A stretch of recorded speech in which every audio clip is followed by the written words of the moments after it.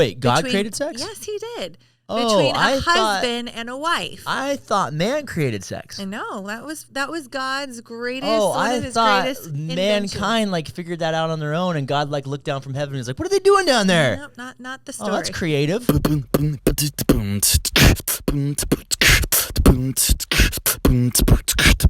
What's up, everybody? What's up? Uncomplicated Podcast, episode 16 here. What are we talking about today, Justice? We're talking about relationships and dating and that kind of stuff. All right. And I know what you're thinking, didn't we already do a couple episodes on that? Well, that's a lot of the questions that are coming in. Most of the questions. So, and also maybe you haven't seen the other ones. Yeah. So we'll try to throw some new stuff in there. But honestly, what is more important to God than relationships? True. So important. What changes you more than a relationship? I don't know. Right? Yeah. So relationships have a way of changing your life unlike anything else. Because I think it changes your heart unlike anything else. And we're getting a lot of great questions. Yeah. And but before we even go there, tell us your favorite love song. Oh, my favorite? Yeah, let's talk about it. I'm gonna go with "My Boo" by Usher. That's because it's our Started song. when we were friends. No, learn the lyrics. What is it? Started when we were younger. You were my. Finish the lyric. Ooh. There you go. Why you point to me to sing? I can't sing. Because it's your turn. My boo. What's your favorite one? That was kind of like not our song, but our song. We danced to. No, don't get into this. It's too personal. Nobody cares. Okay, let's get to the How questions. do you know when someone is truly meant for you? That's the first question. How do you know when someone's truly meant for you, Maria? How do you know? How do you know? Sorry, songs just keep popping in my head. I'm on a song train. You're thinking now, of John Legend right now. I'm thinking of lots of different songs. Dude, John Legend's first album, dude, when we were dating. So good. Man. I think we were married. We burned that CD player up. Shout out to everybody who had one of those CD players back in the day that was connected to your alarm clock so you could set the song to wake you up in the morning. So good. How do you know when someone is truly meant for you? Okay, well, let's couple assumptions built right into that question. Let's peel the onion back. This question is phrased with a couple assumptions. Yeah. The first being that maybe everyone has someone, or an assumption. Is that true? Is there one assumption. person for every person out there? Another thing people say is soulmate. Oh yeah. Right? As if like there's a soul floating around somewhere, and then you're a soul, and then through divine orchestration. Gotcha. If you do everything right, and they do everything right, and you don't get hit by a bus, and they don't get hit by a bus. Bam. God forbid something happens. God forbid you don't take that jog that one morning and run into them on the street. God forbid you date somebody else and then leave this person high and dry. Yep. So there's an assumption in this question there's the one. I got our man Carlos over there on the keys, a.k.a. the Google search. Do some stats for us, my man. Tell me, I feel like I read last year less people got married. So I don't know, do a search for us, because how do you know when someone's truly meant for you? It's almost like everybody has to get married, or there has to be an equal number of guys and girls. Yeah. Another way that people have said it is, how do I know that this person is the one? Yeah. Right? I feel that's a more churchy way to explain it. Yeah. What do you think? Do you think that's true? Who would write this kind of question? I think someone that is on the search for the one or looking for a partner. I think somebody who's dating somebody and they're like, do I get off this train or not? Oh, that's also, yeah. Is this person, let me read it again. How do you know when someone is truly meant for you? Oh, you're totally right. Bro. Someone the other day was like, I don't know if I should marry her or not. I'm like, that means you shouldn't. That means run. Yeah. Yeah. How do I know if I should marry her? If you don't want to marry her and you feel an obligation to marry her, get the heck out of that relationship. Let's talk about that for a second, because I think I'm giving my advice. Times. Get the Bible off the table. It's just my advice today. So many times I think our culture has shaped us to think that marriage is this picture perfect romance movie. Or right? It's the picture of a perfect life. Right. Like the goal is for everybody to get married. Right. Shout out to my Lord and Savior, JC. Yep. Who went 33 years without a girlfriend. Yes, he did. And he never got married. How do you know who someone's truly meant for you? Well, no one was meant for Jesus. Like that was not That wasn't his plan, right? I mean, his church, if you think about it. But at the end of the day, like, not one other woman. Yeah. You're going to find yourself frustrated if you believe that somebody is meant for someone and that's how this is all supposed to match up. Because you'll go crazy thinking you've missed out on somebody, or you made a mistake and that's dictated the rest of your life. You want to know when it's really heartbreaking? I've heard people say this more than once. I had to marry my first wife to realize she wasn't the one. Oh, that's so... I've heard people say that. Sad. Or they're married and they're like, this person clearly isn't the one. Ugh. Because I'm like, dude, you made a covenant with God for sickness and in health till death do you part for this person. Once you're married, they're the one. Whether you like it or not, they are the one and you are becoming one. And that's how it is. It's not, dating is interviewing. Interview, right? And then you get engaged, which is like, this is like semi-permanent. Yeah. You know what I mean? But once you get married, like, that person's the one now. Yes. Like, there's no more interviewing anymore. You've decided. Right. And that's how it is. And I think, I think this thought of like having a soulmate or having a person out there and like it's supposed to be the perfect fit and like you have to meet them. God, I think that's a dangerous thought, you know? And I agree.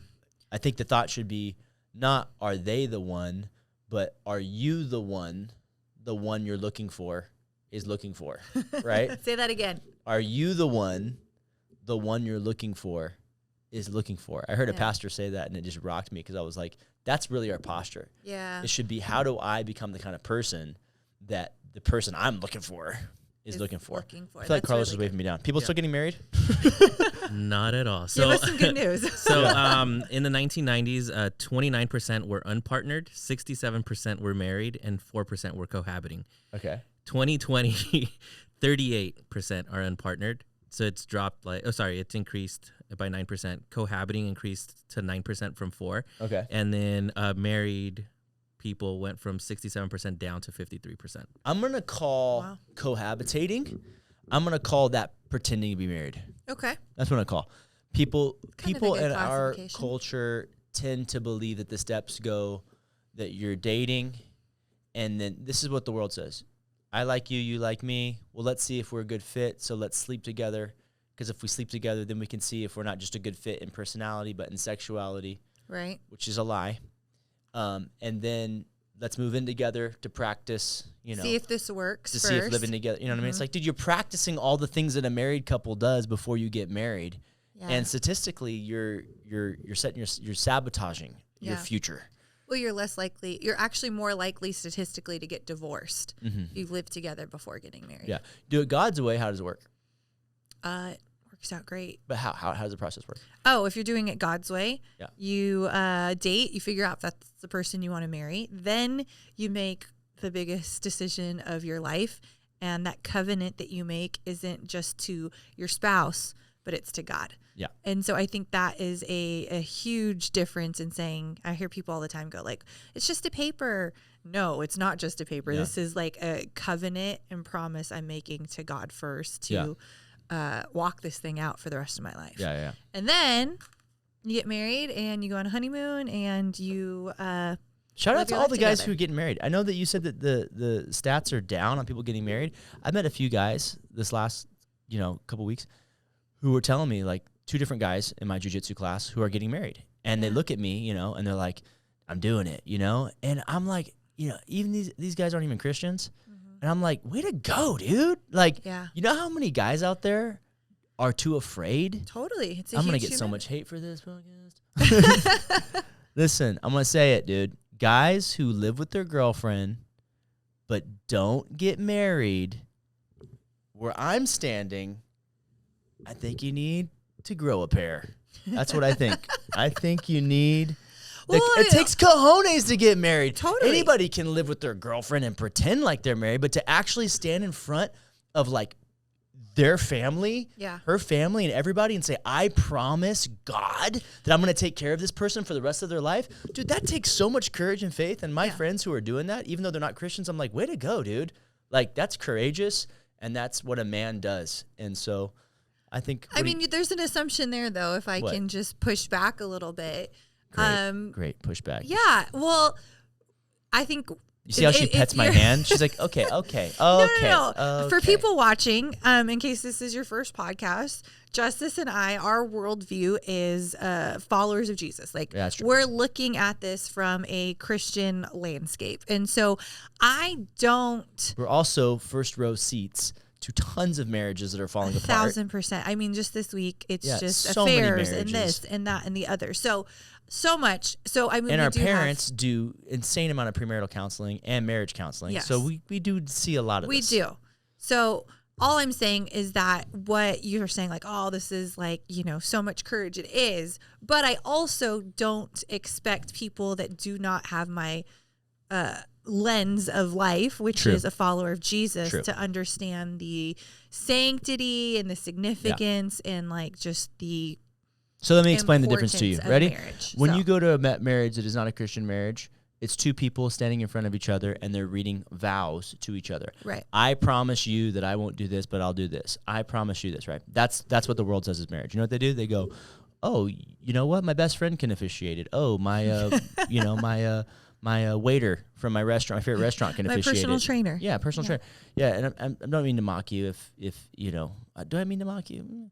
I don't mean to mock you, but I'm just saying we have lowered in our culture, marriage to just being this promise to one another. And the problem is that like that has now infiltrated the mentality of a generation that marriage is something lower, and we have a high view of marriage because God has only created two institutions, right? Marriage and family, and the church. Well, three. Well, marriage, family, one. It's two. So this idea of marriage comes from Him. So it needs to be right. It needs to be, and so a Christian marriage is you're making a covenant with God, to the person, not making a covenant with the person as much as you're making a covenant with God. Yeah, I'm going to take care of this daughter of yours, you know, and then and the witnesses of people, and the person standing there officiating it is a spiritual covering or a spiritual representation of the, not a priest in the sense that he's mediating between you and God, but he's facilitating. It's called officiating a marriage, right? And it's a person who's saying like, this is,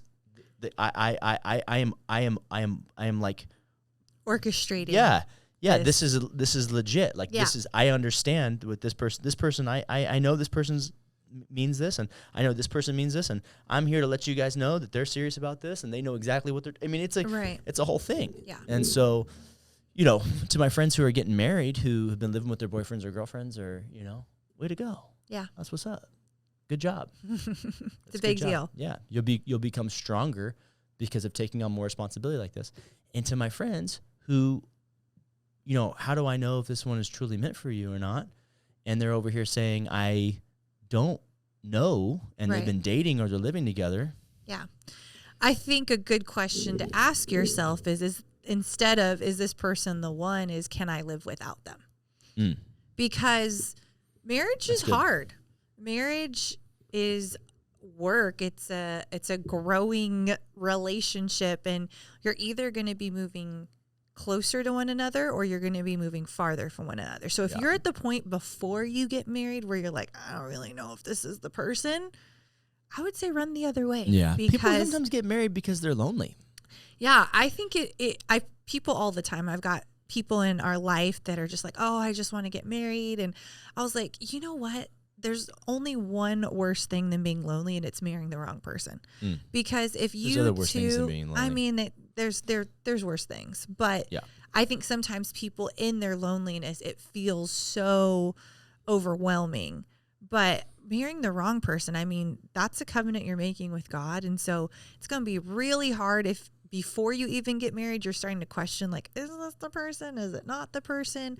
I think if you feel like you can't live without them, that's a great indication that your marriage will make it, because you're going to be committed to one another. And there's plenty of times where I'm on your nerves and you're on mine. And never for a moment, we would say like, I don't like you right now because you're on my nerves. But I couldn't live without him. How do you know when someone is truly meant for you? If you're asking this question and you're already married, they're meant for you. Okay, bro? So you're good. You're just going to have to believe that they're meant for you. Yeah. All right. Don't think that there's somebody else out there. If you're asking this question and you're dating and you're not married yet, you're not past the point of no return. Yeah. Get off the train. Don't marry somebody if you're asking this question. Yeah. Only be married only get married if you can't live without him, like Maria says. How do you know someone's truly meant for you?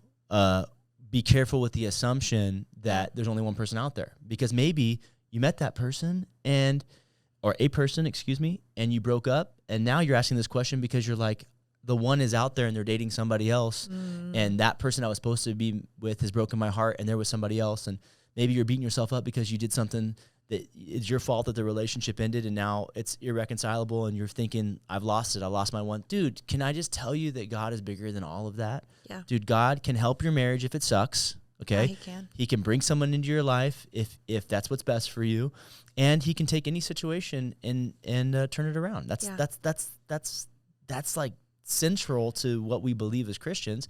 God can use all things to the good for those who love him and are called according to his purpose. And so you want to be confident that person you're committed to spend the rest of your life with before you get married, because there will be moments after you get married where you aren't confident, and you have to remember that time where you're like, this is the person. I know it. I knew it then, and I know it now. We're going to push through whatever we encounter in life. Next question. All right. Living with boyfriend or girlfriend? Living with boyfriend or girlfriend. We did. But what do you think about it? I think I live in LA, and so everybody does this. It's like, what didn't you say? It went up 9% or something like that? I mean, everybody's living with each other because it's expensive as heck. Yeah. And so everyone's living with each other. The problem is they're sabotaging their future. I think sometimes if we're not careful, we can see religion or following Jesus as a set of rules. Oh, you can't fornicate. You can't do this. Kind of like Justice was barking. You can't fornicate. You can't do that. You can't do this. And, hey, little fornicators. And I think if you understand the heart of God, it kind of changes what we can't do into understanding why it is not beneficial for you. So God created man and woman to be husband and wife and live together and enjoy sex as part of the glue that keeps them together.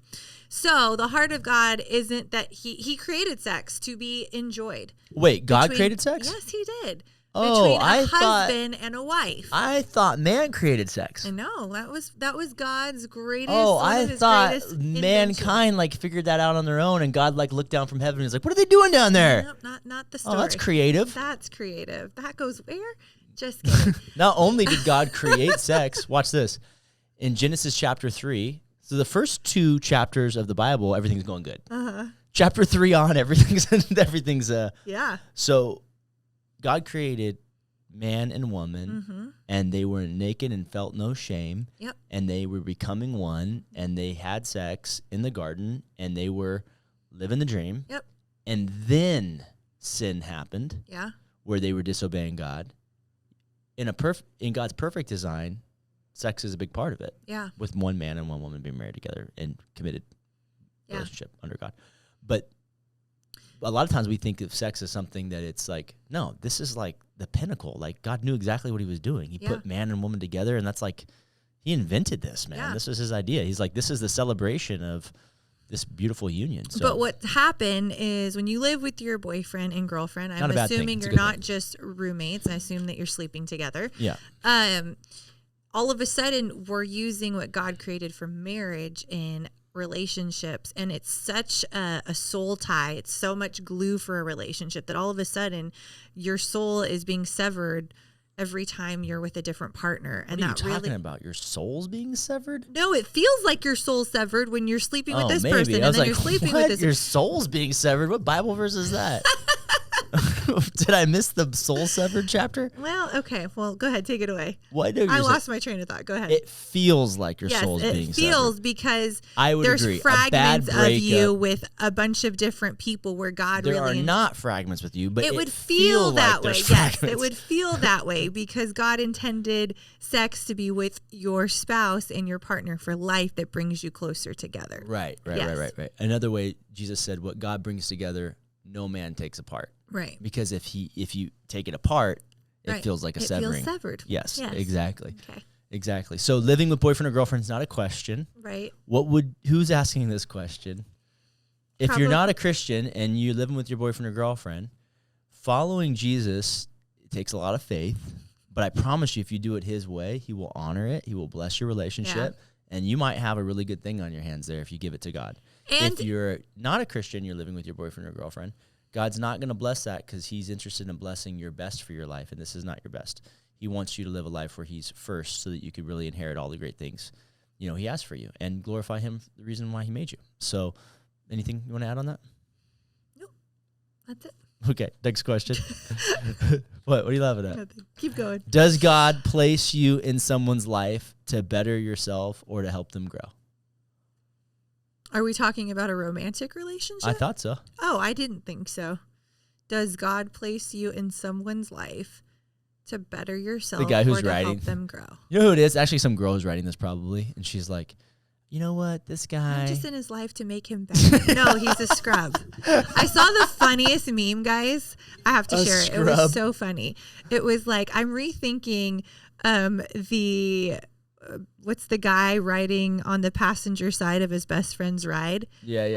TLC. TLC, no scrubs.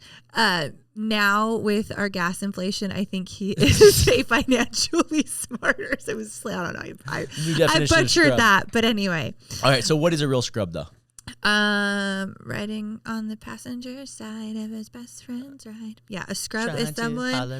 So listen, he doesn't have his own car. He doesn't have his own car. He's not paying for gas. Yeah, exactly. Doesn't maybe have a job. Does God place you in someone's life to better yourself or to help them grow? I hope this isn't a relationship question where you're trying to think, okay, this person doesn't have his own car, and doesn't have his life together, and I'm going to lower myself to his standard.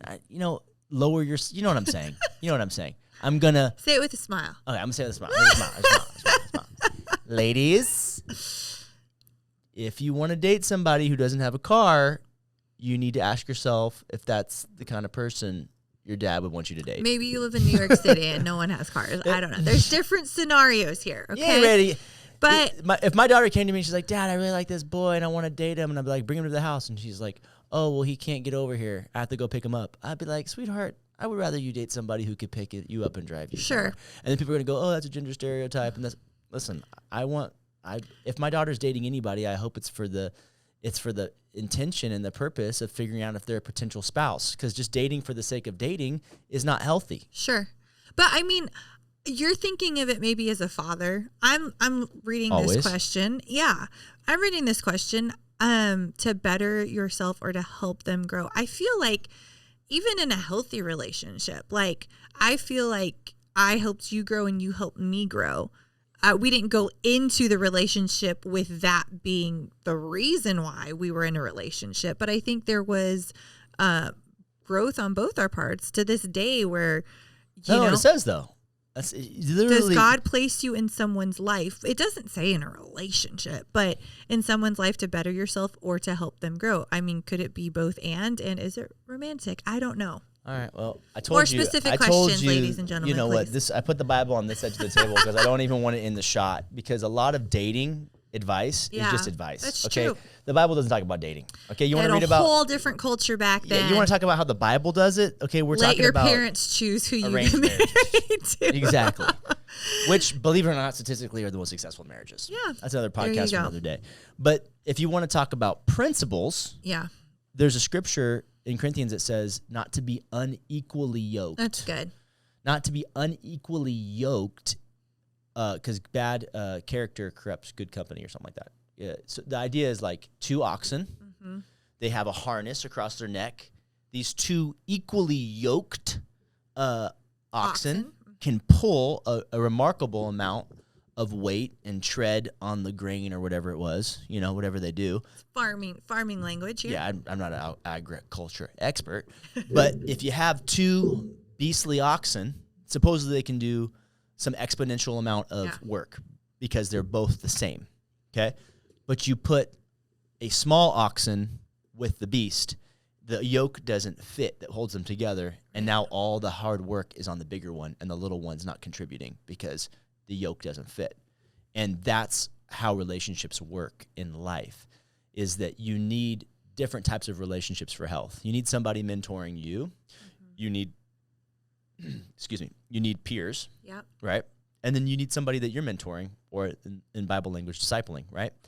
But if you don't have, if you are missing some of these key relationships in your life, you're not gonna thrive. Yeah. Simple to say. So if someone is dating somebody and it's not an equal yoke, okay, and you're saying to yourself, oh, well, one day he's going to be the kind of man that I can introduce to my dad. Yeah. One day he's going to be the kind of man that I can introduce to my pastor. One day he'll be the kind of person I'm proud to put online that I'm in a relationship with. Right? I'll just be careful dating potential, because when you date potential, what you get is potential, So just I'd be careful. I would think a little bit more highly of yourself. I hate to say it that way, but don't say this. God put me in their life. Oh yeah, totally. You know what I mean? God put me in their life to bring them up to where I'm at. Yeah. I shouldn't be using up and down, but you know what I mean? Yeah, yeah. You know what I mean? I think people say that. That's a thing. And I think that's what I read, was some sort of excuse. Gotcha. That makes sense. Like he doesn't have it together. He's in debt. He lives at home with his mom, but he could be good husband material. Yeah. You don't know if he's good husband material. He might be, but maybe not for 10 years. I wouldn't practice with him. Yeah. And I wouldn't let him practice becoming a good husband with you. So, yeah. All right. Do we have another question, or is that our last one? How do you keep a trustworthy, healthy, and balanced relationship? Let me read it. Okay, who's asking that question? How do you keep a trustworthy, healthy, balanced relationship? So are we going to make an assumption that they're in a dating relationship or a marriage relationship? Okay. How do you keep a trustworthy relationship when you're dating? What's trustworthiness look like when you're dating? What do you think that looks like? Well, you go to their Instagram on their phone. You click the Internet Explorer or the Instagram search thing, and you see what auto populates in their algorithm. And if it's a bunch of half-naked models, then they are not trustworthy, and they should not be dating you. Yeah, you don't take their phone. You ask them to do this in front of you. Okay. Remember that time I did that in the kitchen with everybody? Yeah. One time I did that with a bunch of dudes in the kitchen. You did it with a bunch of our staff. You're like, hey, pull out your phones. Yeah. What comes up? Yeah. Exactly. Yeah. Mine, what are yours? Jiu-jitsu Imagine stuff? guys work for me. I'm a pastor of a church, if you don't know. Imagine a bunch of people who work for me, like all these leaders. Bikini models come up. They all pass the Golden test. Doodles come up in my search album. I'm all dogs right now. Yeah, I'm like jiu-jitsu seminars. But the thing is, if there's a trustworthiness then, because character is who you are when no one but God is looking. That's so good. And so how are you going to learn if someone's trustworthy or not? You have to figure out a way to learn their character. Yeah. And character is learned, is discovered during hard times. So when someone's going through a hard time, you see their character. Yeah. Right? So a lot of times we want to avoid suffering, but God allows suffering in our life because suffering produces character. That's what the book of James says. And so, and it says in Romans too, also that like you got to go through some hard times to see what you're really made of, I also think Rocky Balboa says that, if I'm correct. But anyways, I think trustworthy and like perfection are two different things that sometimes we get a little muddled, because I think sometimes we think trustworthy means like perfect, and no one's perfect. We all make mistakes. We all mess up. But I think if you have a partner that is forthright with their mistakes, that is gold. I mean, how many times like do we make a mistake and we just want to hide it because we feel like we've messed up, or it's just better if they don't know because it's not going to hurt them. I think when we mess up and we're able to like go to our partner and say like, hey, I messed up and I'm sorry. Like that's trustworthy. So when I hear trustworthy, I think, how can you learn their character? Yeah. Right. And it's very hard to discover someone's character because you can't tell someone about your character. Right. You have to see them go through some tough times usually, or like figure out some way to discover it, not taking their phone, but something you got to figure out. And then when I hear healthy, I think of humility. Oh, that's good. Because healthy doesn't mean perfection. Right. Healthy means being able to make some mistakes and recover for them. Yeah.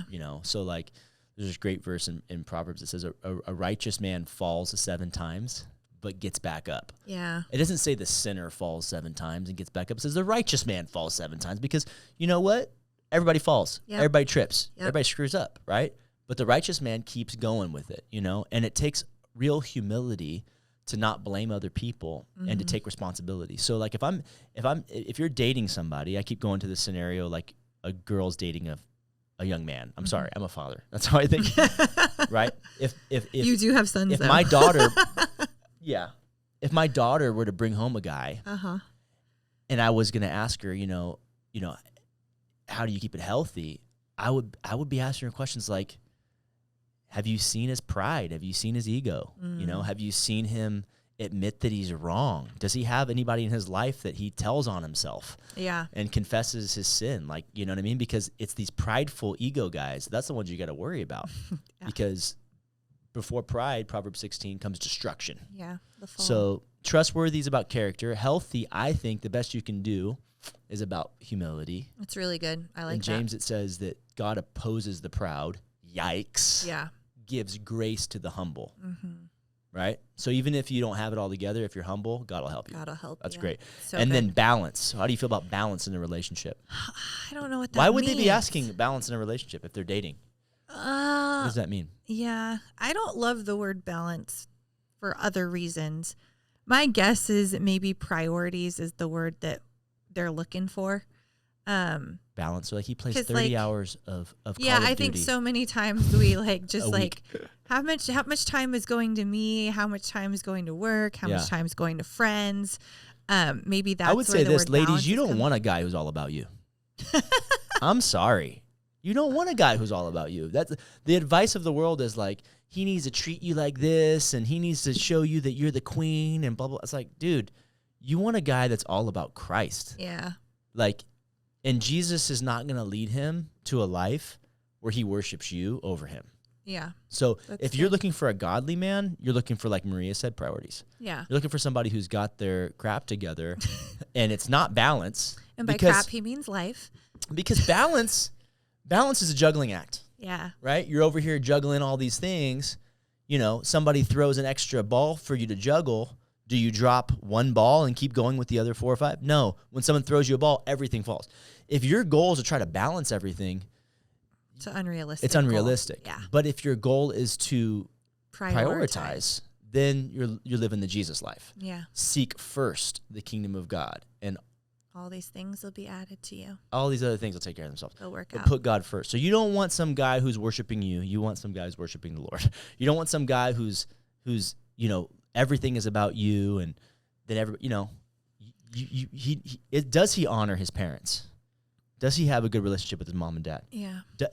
Does he have a good job, an actual career path, right? Is he out of debt? Right. Does he have a church and a pastor and a group of Christian friends around him that don't let him off the hook when he's spending all of his time with you? Like, we all have that friend, right, who gets the girlfriend and all of a sudden they disappear. It's like, what happened to Jerry? Oh, ever since he met Monica, we haven't seen that fool in like 6 months, right? Yeah. Doesn't have priorities.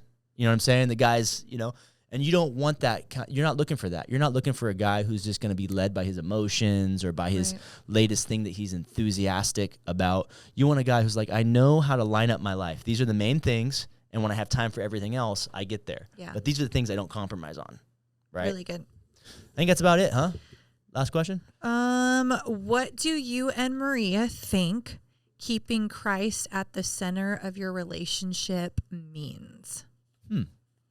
What do we think? What do we think? What do I think keeping Christ at the center?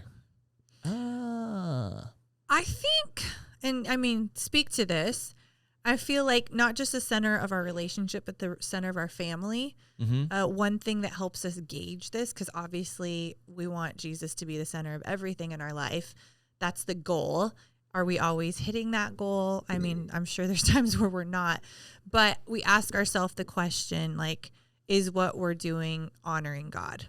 That's a great way to answer that.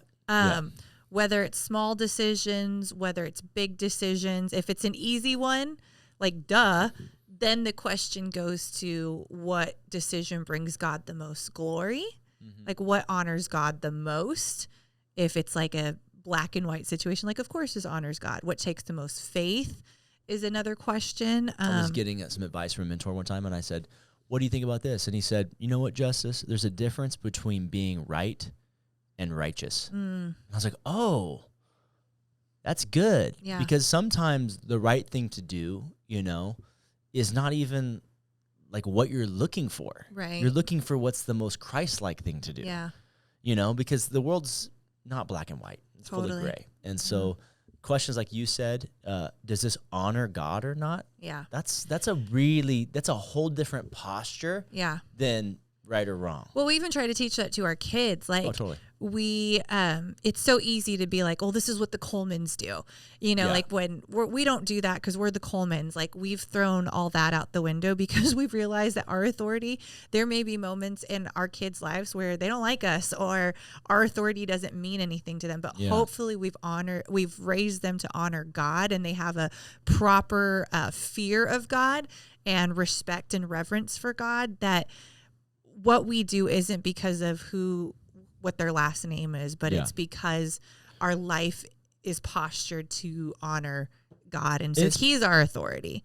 It's powerful to have a family code. Sure. You know, a lot of, families do like family crests, and they have like icons for things that they value and things like that. And so it's like, here's what the Colemans are all about, these 4 things. And it's like on a shield and it's like in their house, you know? But the thing is that, you know, they're all going to get married and have their own families one day, and they're all going to grow up. And if I could be honest with you, maybe I've gotten some stuff wrong. Yeah. And they're going to look back on us and be like, hey, the way the Colemans did that was dysfunctional, you know, or that made me feel this way. And now that I have some perspective, I don't want to do that just because it's on the crest. Right. You know what I mean? Or maybe I don't value that thing that, you know, maybe I would choose to value this instead.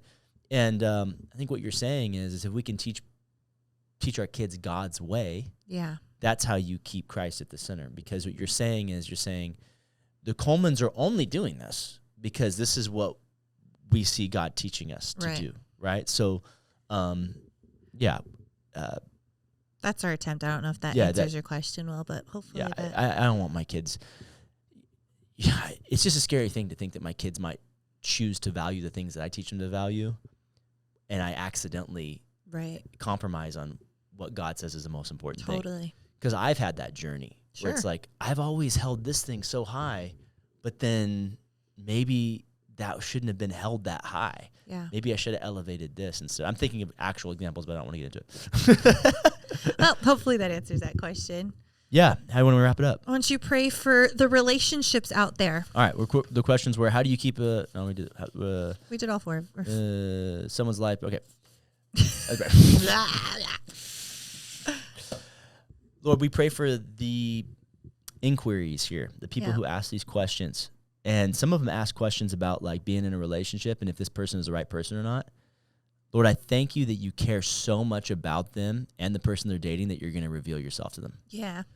I pray that in an instant right now, they'd realize this person's either bringing them closer to you or further from you. Mm-hmm. Because if they're bringing them further from you, they should just get out of that thing. And if it's an unhealthy relationship, you don't want them in it. Yeah. Lord, I pray for the person who feels like they've been dating this person too long and they might as well just get married because they know them and they don't want to waste these last few years and they already live together. Man, I pray that you'd help them see a bigger version of their life, a bigger picture for their life. Lord, I pray for the person living with their boyfriend or girlfriend. I pray that you would just have mercy on them, that you would help them see that that you love them and that you want to help them. Lord, I pray for the person who's trying to have a trustworthy, healthy, balanced relationship with the person they're dating or their marriage. I pray you'd help them learn how to measure that. And Lord, we just pray that anything that was said today that came off in the wrong tone, maybe I said it the wrong way, you know, it's not just what we say, it's how we say it, or was just too much of my advice. I pray that would go in one ear and out the other. But I do pray that the biblical truth that was behind the answers would strike their hearts, especially the unequally yoked thing. You know, I pray that people would have good friends and be in the kind of relationships that make them stronger, not weaker, so that they wouldn't derail their life by being in the wrong relationships, because we know that will change your future more than anything and your eternity. In Jesus' name, amen. Amen. DAC says, everybody.